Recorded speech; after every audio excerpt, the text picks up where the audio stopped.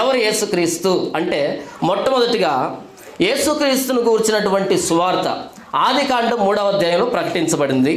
ఏమని పిలిచారంటే బైబిల్ పండితులు ప్రోటో ఎవాంజలియం అని పిలిచారు. ప్రోటో ఎవాంజలియం అంటే భవిష్యత్తులో ప్రభు అయిన యేసుక్రీస్తు వారు వస్తాడన్నటువంటి ముందుగా చెప్పినటువంటి సువార్త. The announcement of the gospel of Jesus Christ అంటారు దీన్ని. అంటే యేసు ప్రభువును గూర్చిన మొట్టమొదటి సువార్త పరిచయం ఇక్కడే జరిగింది. ఆదాము హవ్వలు కలగన్నటువంటి విమోచకుడు సమయంలో ప్రత్యక్షమయ్యాడు. ఆయన ముద్దు పెట్టుకొని ఇప్పుడు నేను చనిపోవడానికి నాకు ధైర్యం వచ్చింది, ఇప్పుడు నేను చనిపోవడానికి నాకు ధైర్యం వచ్చిందని అన్నాను ప్రవక్త అంది. నీతిమంతులు పరిశుద్ధులు కళ్ళల్లో ఒత్తులు వేసుకుని ఎదురు చూసినటువంటి వ్యక్తి ప్రభు అయిన యేసుక్రీస్తు.